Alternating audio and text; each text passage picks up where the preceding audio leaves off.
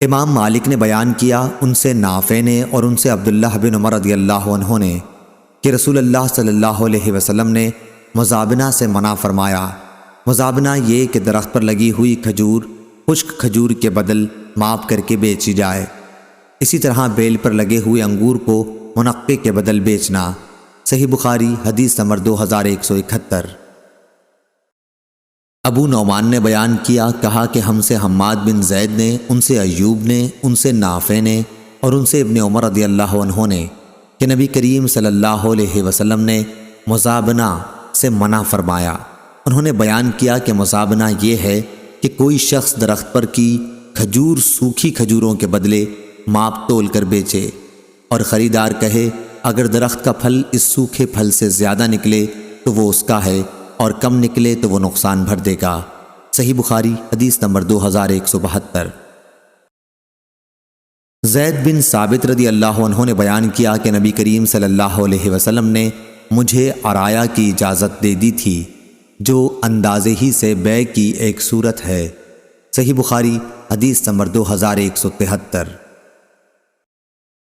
امام مالک نے خبر دی، انہیں ابن شہاب نے اور انہیں مالک بن اوس رضی اللہ عنہ نے خبر دی کہ انہیں 100 اشرفیاں بدلنی تھیں۔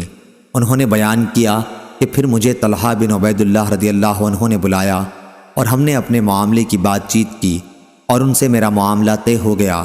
وہ سونے اشرفیوں کو اپنے ہاتھ میں لے کر الٹنے پلٹنے لگے کہ ذرا میرے خزانچی کو غابہ سے آ لینے دو۔ عمر رضی اللہ عنہ بھی ہماری باتیں سن رہے تھے۔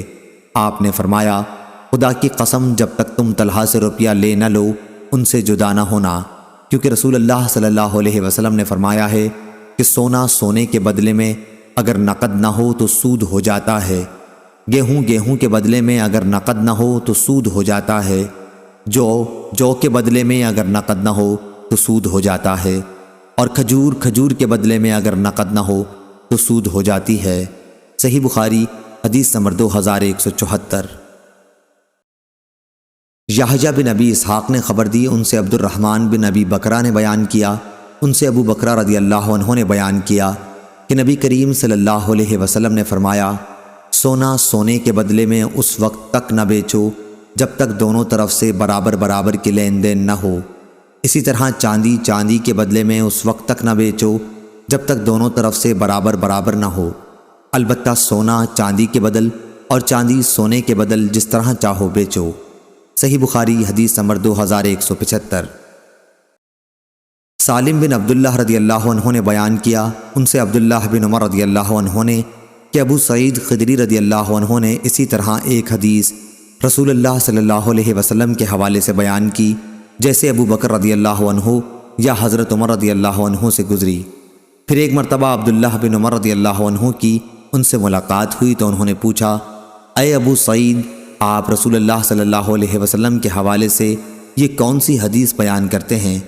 ابو سعید رضی اللہ عنہ نے فرمایا حدیث باعث صرف یعنی روپیہ اشرفیاں بدلنے یا تڑوانے سے متعلق ہے۔ میں نے رسول اللہ صلی اللہ علیہ وسلم کا فرمان سنا تھا کہ سونا سونے کے بدلے میں برابر ہی بیچا جا سکتا ہے اور چاندی کے بدلے میں برابر ہی بیچی جا سکتی ہے۔ صحیح بخاری حدیث نمبر 2176۔ امام مالک نے خبر دی، انہیں نافع نے اور انہیں ابو سعید خدری رضی اللہ عنہ نے کہ رسول اللہ صلی اللہ علیہ وسلم نے فرمایا سونا سونے کے بدلے میں اس وقت نہ بیچو جب تک دونوں طرف سے برابر نہ ہو، دونوں طرف سے کسی کمی یا زیادتی کو روانہ نہ رکھو، اور چاندی کو چاندی کے بدلے میں اس وقت تک نہ بیچو جب تک دونوں طرف سے برابر نہ ہو، دونوں طرف سے کسی کمی یا زیادتی کو روا نہ رکھو، اور نہ ادھار کو نقد کے بدلے میں بیچو۔ صحیح بخاری حدیث نمبر 2177۔